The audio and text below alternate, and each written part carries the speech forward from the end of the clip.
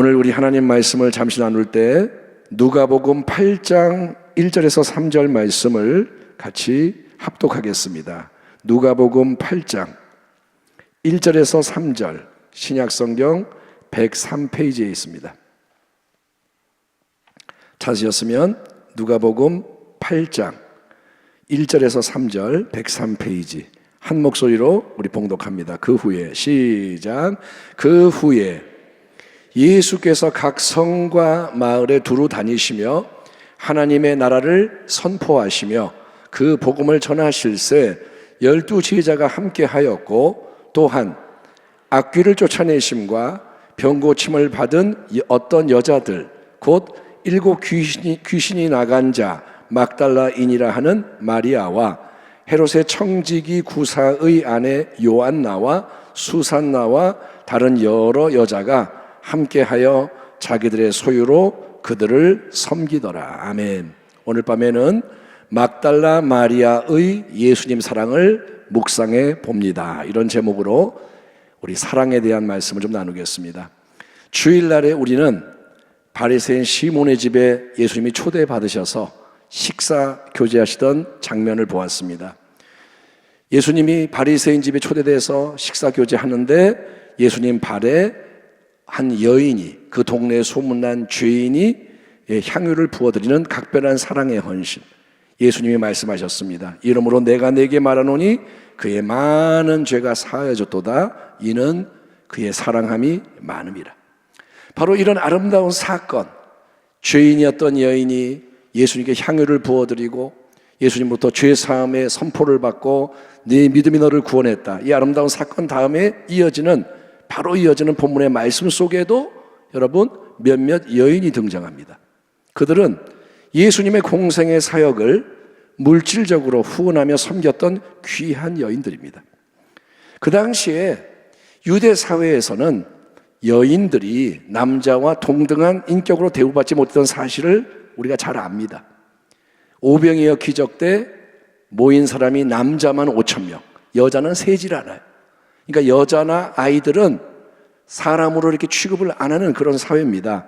예? 결혼하기 전에는 아버지 권위 아래 종속되어 있고 딸이, 그 다음에 결혼한 다음에는 남편 아래서 살아야 했던 게 유대교 안에서 여자의 인생입니다. 여자는 자기 스스로 이렇게 하는 게 아니라 남자에게 매여 사는 존재로 보였습니다. 그렇지만 보세요. 마리아, 요한나, 수산나 및 몇몇 다른 여인들은 그들의 소유를 가지고 예수님 일행을 기꺼이 섬겼다 기록이 되어 있는데, 이거는 정말로 대단한 헌신이 아닐 수 없습니다. 그 당시에 남자의 그늘 아래 떠나서는 살 수가 없는 여자들의 신분인데, 여자들은 남자가 보호해줘야, 남자가 먹을 거를 갖다 줘야 먹고 남자가 보호해줘야 보호받고 그런 사회인데, 그 신분으로 가정과 가족이라는 안락한 자리를 떠나는 거예요.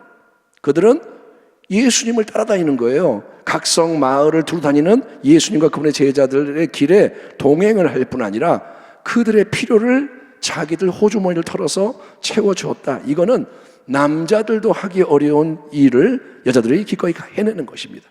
그 당시 그런 놀라운 헌신의 이유는 우리가 2절에서 짧은 언급에서 짐작해 볼 수가 있습니다. 다시 한번 2절 3절을 보시면, 또한 악귀를 쫓아내심과 병고침을 받은 어떤 여자들 곧 7 귀신이 나간 자 막달라인이라는 마리아와 헤롯의 청지기 구사의 아내 요한나와 수산나와 다른 여러 여자가 함께하여 자기들의 소유로 그들을 섬기더라. 그러니까 여러분, 마리아, 요한나, 수산나를 비롯한 이들 여인들의 공통점은 뭐냐면 그들이 예수님을 만남으로써 악귀와 질병부터 해방되는 큰 은혜를 입었다는 거예요. 그들은 누구냐? 귀신 들렸다가 해방된 자요, 병이 걸렸다가 고침받은 여인들인 거예요. 그 중에서도 가장 먼저 이름이 언급되는 마리아는 그녀의 삶을 지배했던 7 귀신으로부터 해방이 되는 가장 큰 은혜를 입은 여인입니다. 마리아의 이름 앞에 막달라라는 수식어가 붙는데, 막달라는 뭐냐? 출신지입니다. 막달라. 그 당시에는 마리아라는 이름이 흔한 이름입니다. 그래서 사람들은 이 사람을 분명하게 얘기하기 위해서 출신지를 그의 앞에 붙여서 보다 정확하게 누군지를 가리켰는데, 예를 들어서 가롯 유다, 가롯 사람 유다, 또 아리마대 요셉, 아리마대 출신의 요셉, 또 나사렛 예수, 나사렛 동네에서 오신 예수, 이렇게 지명과 이름이 결합된 표현을 우리가 막달라 마리아에서도 발견할 수가 있는 거예요. 막달라는 이름이 아니고 그녀는 막달라에서 온 여인인 거예요. 막달라, 갈릴리 호수 서쪽에 위치한 성읍입니다. 거기 출신인 이 마리아는 무려 여러분 7 귀신이 들려서 7 귀신, 어마어마한 고통을 당하며 살아가던 불쌍한 여인이었습니다. 생각해 보십시오. 악한 귀신 하나가 사람 속에 들어와도 인생이 완전히 망가지고 주변까지 피폐해집니다. 귀신이 들어가면 귀신 한 마리가 들어가도 인생이 망가지는 거예요. 가정 깨지고 난리가 납니다. 그런데 무려 7 귀신이 한꺼번에 마리아 안에 들어가서 역사했다고 하니 7 귀신. 여러분, 그녀가 당한 고통이 얼마나 컸겠습니까? 또 사람들은 그녀를 어떻게 취급했겠습니까? 7 귀신 들린 이 여자를 짐승보다 못한 대우를 받았을 겁니다. 그런 마리아가 언제 예수님을 만났는지 알 수 없지만 아무튼 예수님은 천하보다 귀한 마리아의 영혼을 사랑하시는 거예요. 아멘. 귀신 들린 여자 저리 가, 이게 아니라 그 귀신 들린 마리아, 7 귀신 들린 마리아의 영혼을 사랑하셔서 그녀를 지옥의 굴레에서 완전히 해방시켜 주십니다. 아멘. 하나님의 아들이 나타나신 것은 마귀의 일을 멸하려 하심이라. 아멘. 아멘. 하나님의 아들 예수님은 마귀의 일을 멸하시는 분이에요. 아멘. 그렇게 놀라운 해방의 역사를 경험하고 나서 귀신이 떠나간 다음에 마리아는 예수님을 떠나버리지 않습니다. 많은 사람들은 예수님을 찾아와서 필요한 도움을 받고 난 다음에는 떠나가 버립니다. 예수님 도와주세요, 예수님 병 고쳐주세요. 근데 떠나가요. 왜냐? 볼 일을 다 봤으니까. 더 이상 예수님이 필요가 없으니까 그러면 떠나는 거예요. 그렇게 예수님을 찾아왔다가 떠나기를 반복하는 많은 사람들은 무리, 군중에 속한 자예요. 무리는 뭐냐? 우르르 왔다가 우르르 떠나가요. 하지만 막달라 사람 마리아는 다른 몇몇 여인들과 함께 예수님께 절대 충성하는 여제자의 길로 들어섭니다. 마리아는 제자가 되는 거예요. 아멘. 아멘.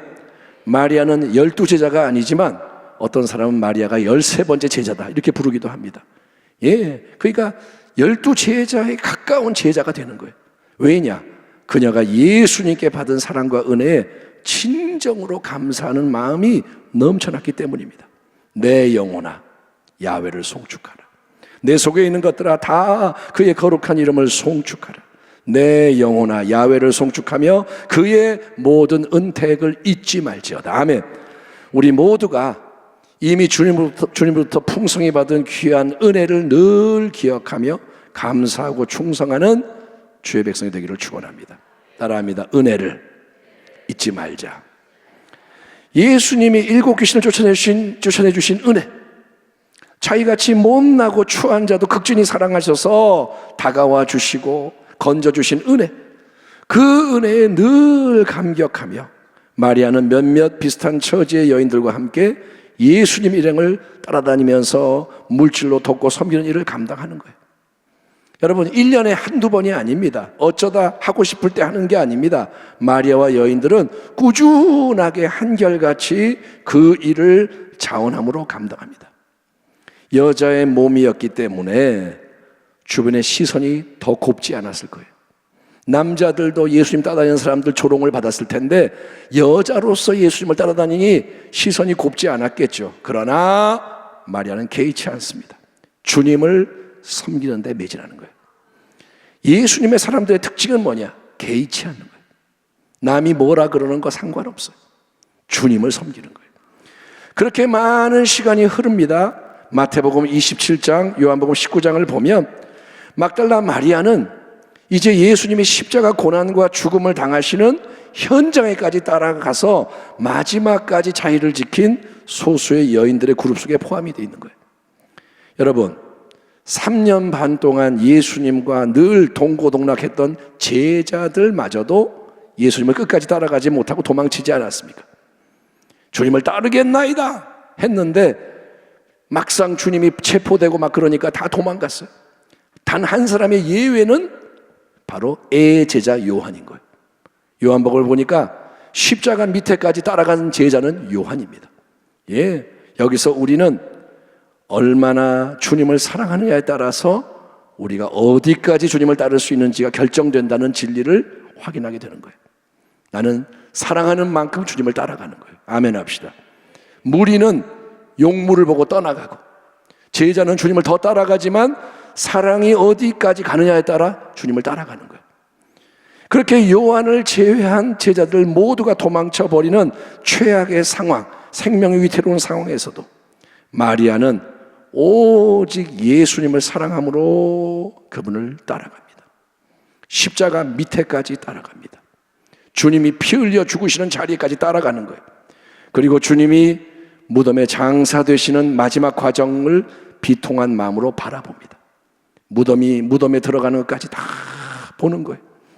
근데 거기서 끝난 게 아닙니다. 아, 주님이 돌아가셨구나, 장사되셨구나, 끝, 이게 아닙니다. 부활의 주일 새벽에 막달라 마리아는 몇몇 여인들과 또 함께 다시 무덤을 찾아옵니다. 사랑하는 예수님, 이제 무덤에 들어가신 예수님의 시신에 향품이라도 발라드리려고 온 거예요. 여러분, 이미 돌아가셨는데, 이미 무덤에 묻히셨는데, 그러니 더 이상 예수님으로부터 인간적으로 세상적으로 좋은 걸 받을 게 없잖아요. 이미 돌아가셨는데 뭐 그분이 능력을 행하겠어요? 그분이 뭐 사랑한다 말하겠어요? 그러나 마리아는 주님을 사랑하는 거예요. 아멘. 주님을 그래도 사랑하는 거예요. 그분께 끝까지 사랑의 헌신으로 충성하기 위해서 향품을 바리바리 싸들고 예수님 무덤을 찾아갔습니다. 그 결과 그녀는 부활하신 영광의 주 예수님을 가장 먼저 만나 뵙게 되는 거예요. 아멘. 그분의 부활의 소식을 제자들과 세상 앞에 전하는 첫 번째 증인으로 성경에 기록되는 영예를 얻게 되는 거예요. 마리아는 누구냐? 부활의 첫 번째 증인인 거예요. 아멘. 베드로도 아닙니다. 요한도 아닙니다. 마리아가 예수님의 부활을 제일 먼저 보고 세상 앞에 나팔을 부는 영광스러운 사람이 되는 거예요. 예수 그리스도는 어제나 오늘이나 영원토록 동일하시니라. 아멘. 부활하시는 우리 예수님은 항상 살아계시며 우리와 함께 하시는 주님이십니다. 아멘. 주님은 살아계십니다. 지금 함께하고 계십니다. 그 주님이 우리를 바라보시면서 우리에게 원하고 바라는 것은 우리의 돈이 아닙니다. 우리의 능력이 아닙니다. 주님은 우리의 지식을 원하는 게 아닙니다. 우리의 업적을 주님이 바라는 게 아닙니다. 우리의 일부를 원하는 게 아닙니다. 갈릴리 호숫가에서 부활하신 주님이 시몬 베드로에게 3번 던지셨던 질문이 무엇이었는지를 잊지 마시기 바랍니다. 그들이 조반 먹은 후에 예수께서 시몬 베드로에게 이르시되 요한의 아들 시몬아, 네가 이 사람들보다 나를 더 사랑하느냐 하시니 이르되 주님 그러하나이다. 내가 주님을 사랑하는 줄 주님께서 아시나이다. 이르시되 내 어린 양을 먹이라 하시고, 우리를 항상 먼저 절대적으로 사랑하시는 예수님, 그 사랑에서 아무것도 끊을 수 없는 사랑. 아멘. 그렇게 우리를 사랑하시는 예수님, 그 예수님이 우리에게 원하시는 것은 우리의 다른 게 아니라 우리의 사랑, 우리의 마음과 삶이 사랑함으로 주님을 향하는 거예요. 아멘. 예, 받은 은혜를 깨닫는 만큼 우리는 주님에게 사랑으로 화답을 하게 됩니다. 깨닫는 만큼 사랑하는 거예요. 막달라 마리아에게서 우리는 예수님을 참되게 사랑하는 게 어떤 건지를 배우게 됩니다. 사랑하는 성도 여러분, 마리아처럼 일편단심의 마음, 아멘, 일편단심, 마음이 변하지 말기 바랍니다. 열정과 충성으로 주님을 사랑하는 교회, 주님을 더욱더 사랑하고 따르고 섬기며 증거하는 복된 성도가 되시기를 주님의 이름으로 축원합니다. 사랑하는 게 남는 거예요. 아멘. 영혼을 위해 사랑하십시오. 주님을 사랑하십시오. 그러면 다른 것은 덤으로 주어지는 겁니다. 우리가 그렇게 승리하는 주의 백성이 되기를 주의 이름으로 축원합니다. 하나님 감사합니다.